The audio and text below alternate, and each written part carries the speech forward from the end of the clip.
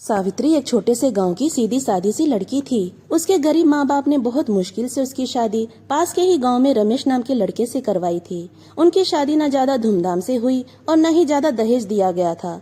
बस सावित्री की माँ ने रोते हुए इतना कहा था कि बेटी, गरीबी हमारी मजबूरी है, पर तू अपने संस्कार कभी मत भूलना। शादी के पहले कुछ दिन तक सब कुछ ठीक रहा, लेकिन धीरे धीरे सावित्री की जिंदगी बदलने लगी। सास रोज ताने देकर कहती, किस कंगाल घर की लड़की को ले आए, न दहेज मिला और न ही इज्जत।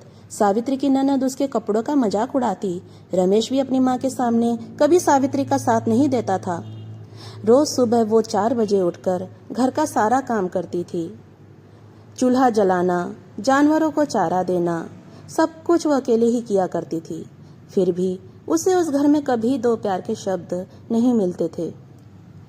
गांव की औरतें भी उसका मजाक उड़ाती थीं। जब सावित्री कुएं में पानी लेने जाती तो कुछ लोग आपस में धीरे से बोलते, देखो वही गरीब बहू आ गई। कुछ लोग तो उसके सामने ही बोल देते, ऐसी बहू से तो घर की किस्मत ही फूट जाती है। सावित्री चुपचाप सब सुनकर भी सह लेती। हर रात वो अपनी माँ की दी हुई एक पुरानी साड़ी को गले लगाकर रोती और सोचती कि क्या गरीब होना इतना बड़ा गुनाह है। एक दिन रमेश की माँ बहुत बीमार पड़ गई। वैद्य जी ने कहा कि उन्हें तुरंत शहर के अस्पताल ले जाना पड़ेगा। घर में पैसे भी नहीं थे।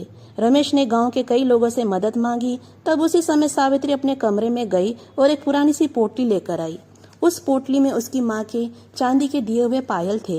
वो उसकी माँ की निशानी थी। सावित्री ने बिना कुछ सोचे वो चांदी की पायल रमेश के हाथ में रख दिया और बोली, माँ जी का इलाज जल्दी से करवा लो। रमेश ये देख हैरान रह गया। उसने धीरे से पूछा, ये तुम्हारी माँ की निशानी है, तुम्हारा स्त्री धन है, तुम मुझे ये क्यों दे रही हो? सावित्री की आंखों में आंसू आ गए। वो बोली, माँ तो माँ होती है, चाहे वो अपनी हो या ससुराल की। उस दिन पहली बार रमेश को अपनी गलती का एहसास हुआ। अस्पताल में कई दिन तक सावित्री ने बिना आराम किए सोए अपनी सास की सेवा की। डॉक्टर भी कहने लगे, ऐसी बहू हर किसी को नहीं मिलती।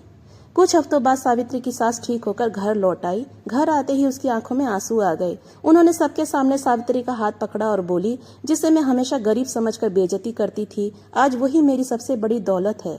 गांव वाले भी ये सब देख रहे थे। जो लोग सावित्री का मजाक उड़ाते थे वही आज उसकी तारीफ करने लगे। एक दिन गांव की एक औरत ने सावित्री से पूछा, इतना सब सहने के बाद भी तुमने सबके बारे में सोचा? सावित्री मुस्कुराई और बोली, क्योंकि दर्द देने वाले बहुत मिलते हैं पर दर्द समझने वाले कम। उसके शब्द सुनकर सबकी नजरें झुक गई। धीरे धीरे घर का माहौल बदलने लगा। सावित्री की सास उसे अब बेटी की तरह बर्ताव करने लगी। उसका पति रमेश भी अब उसकी इज्जत करने लगा। अब जब भी सावित्री कुएं पर पानी लेने जाती तो लोग उसका मजाक नहीं बल्कि मिसाल देते थे। सावित्री ने जिंदगी से एक बात सीख ली थी कि गरीबी इंसान की औकात नहीं बताती। इंसान की असली कीमत उसके पैसे से नहीं बल्कि उसके दिल और संस्कारों से होती है।